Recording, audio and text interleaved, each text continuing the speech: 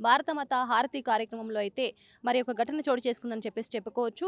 ఈ యొక్క ట్యాంక్ బండ్‌లో నిర్వహించిన బోట్‌లో కూడా మరి వాళ్ళు టపాకులు పేల్చుతున్న నేపథ్యంలో ఆ బోటు కాలిపోయి కూడా అక్కడ ఉన్న వాళ్ళందరూ కొంతమంది గాయపడ్డారు. వాళ్ళని ఆసుపత్రికి చేర్చిన విషయం తెలిసిందే. కానీ దీంట్లో కూడా అజయ్ అనే పర్సన్ కూడా ట్యాంక్ బండ్‌లో దూకేశారు ఆ టైంలో అని చెప్పేసి కూడా చెప్తున్నారు. మరి అతని పరిస్థితి ఏంటి? ఇప్పటివరకి దాని వివరాలు ఏ విధంగా ఉన్నాయని చెప్పేసి కూడా అజయ్ వాళ్ళ మదర్ అయితే మనతో పాటు ఉన్నారు. వారితోని మాట్లాడే ప్రయత్నం చేద్దాం. అమ్మ నమస్తే. అమ్మ ఇప్పుడు అజయ్ మీకు ఇంటి నుంచి బయటికెళ్తున్నారని చెప్పేసి ఏ టైంకి చెప్పారు? 6:30కి చెప్పిండండి. చెప్పారు. ఆ! ఏంటమ్మా అసలు ఏం జరిగిందో ఒకసారి చెప్తారా?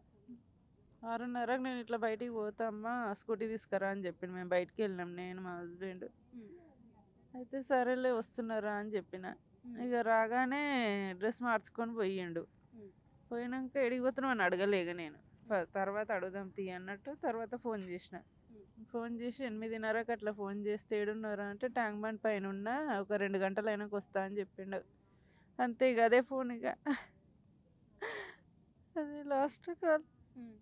మళ్ళీ ఫోన్ చేస్తే ఇక అసలు స్విచ్ ఆఫే వస్తుంది ఇక 9:30కు 10:30కు 11:30కు చేస్తూనే ఉన్నా స్విచ్ ఆఫే వస్తుంది ఫోను.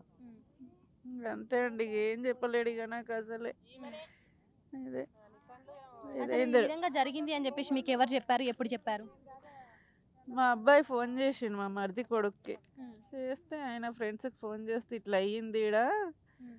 అజయ్ కూడా కనిపిస్తలేడు అనగానే ఈడికి వచ్చినాం. హ్మ్. 2:30కి అట్లా నైట్ 2:30కి అట్లా హ్మ్. వస్తే పోలీసు వాళ్ళు అన్నారు పొద్దుగాల గాలింపు చర్యలు చేపిస్తా హ్మ్. అప్పుడు తెలుస్తుందని అన్నారు. హ్మ్. అయితే కొందరు హాస్పిటల్ ఉన్నారట. హ్మ్. అక్కడ హాస్పిటల్లో మా వాళ్ళు పోయి చూస్తే అక్కడ లేడు మా కొడుకు హ్మ్. ఇక్కడ. హ్మ్. అదే ఇట్లా ఇట్లా అంటే ఇప్పుడు తను ఆ టైంకి ట్యాంక్ బండ్‌లో ఈ వాటర్‌లో దూకేశారని చెప్పేసి అంటున్నారు. పోలీస్ వాళ్ళు ఆ టైంకి గాలింపు చేపడతామని చెప్పేసి చెప్పలేదా మీకు నైట్ 2 గంటలకి? చేసిర్రట. ఆ! అందరిని తీసినాము కొందరు కాలినోళ్ళని హాస్పిటల్ వేసినాము అని చెప్పారు అంతే ఇక. హ్మ్. ఇక అన్నీ ఇక మా హస్బెండే చూసుకున్నాడు ఇక. నేను ఏది మాట్లాడలే నేను ఏడ్చుకుంటూ కూర్చున్నట్లనే మా కొడుకు కనిపిస్తలేడు అనగానే. హ్మ్.